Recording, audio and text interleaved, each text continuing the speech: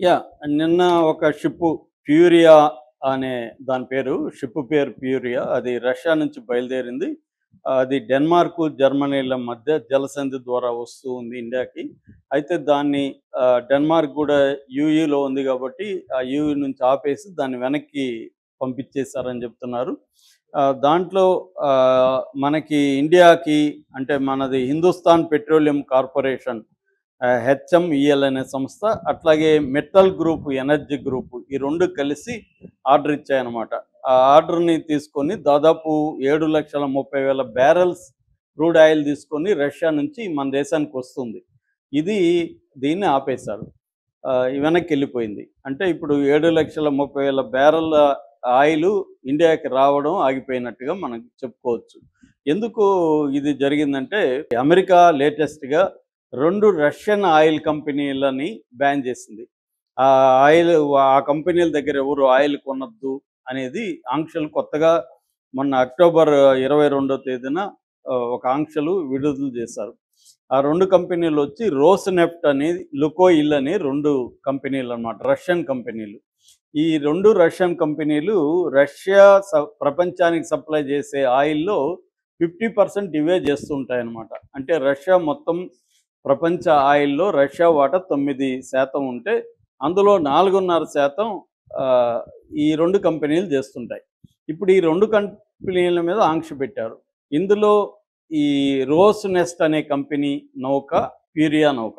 ఆంక్షలు పెట్టకముందు మనోళ్ళు ఆర్డర్ ఇచ్చారు. హ్మ్. అది వస్తూ ఉంది.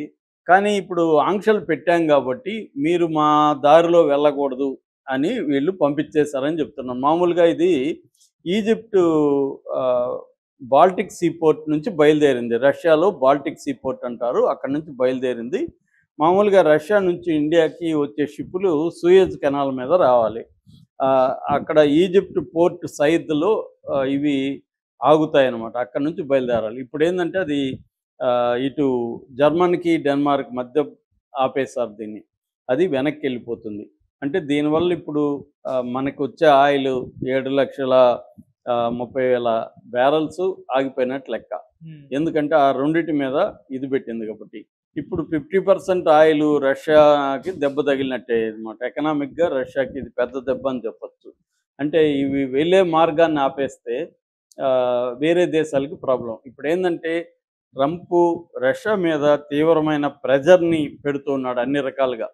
ఒక పక్క ఉక్రెయిన్‌కి టామ్‌హాక్ మిసైల్స్‌ని ఇస్తానని ప్రకటించాడు. మరోపక్క అణ్వాయుధాలని టెస్టింగ్‌కి కూడా ఆర్డర్ ఇచ్చినట్టుగా ఈరోజే ట్రంప్ ట్రూత్ సోషల్‌లో పోస్ట్ పెట్టాడు.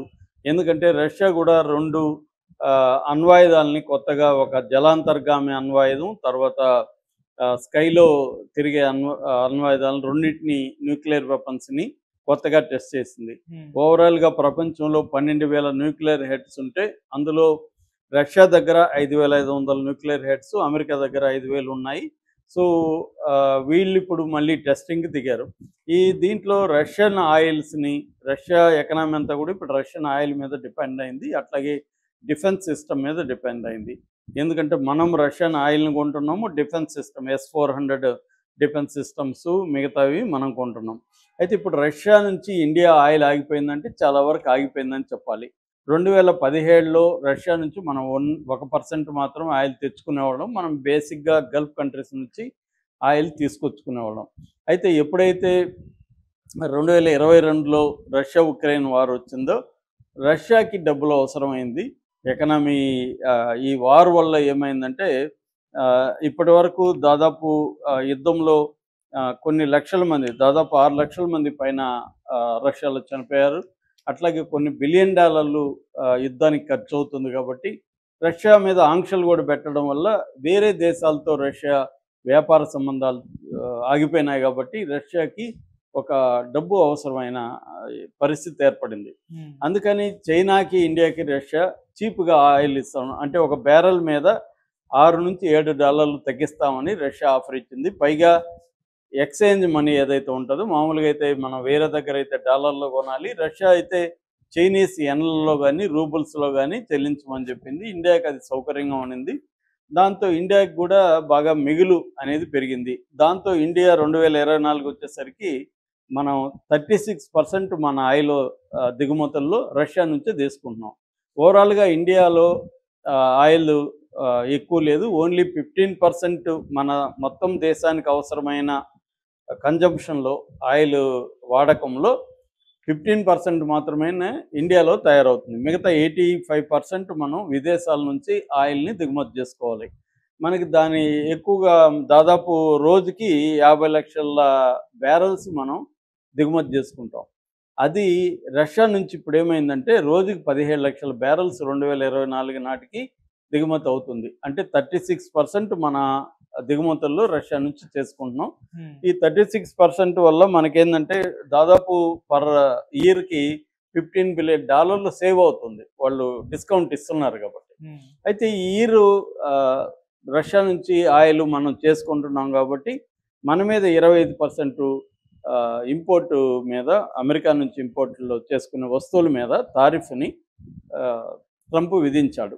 కాబట్టి ఇండియా ఇప్పుడు ఏందంటే రష్యా నుంచి ఆయిల్‌ని తగ్గించి అమెరికా నుంచి ఆయిల్ అనేది ఉత్పత్తులు పెరిగింది. 2024లో దాదాపు మనం 2 లక్షల బ్యారెల్స్ పర్ డే అమెరికా నుంచి చేసుకుంటే ఇప్పుడు ఈ ఇయర్‌లో 2025లో 3 లక్షల బ్యారెల్లు అంటే పర్ డే 1 లక్ష బ్యారెల్లు ఎక్కువయిందనమాట. అమెరికా నుంచి మనం తెచ్చుకోవడం మొదలైంది.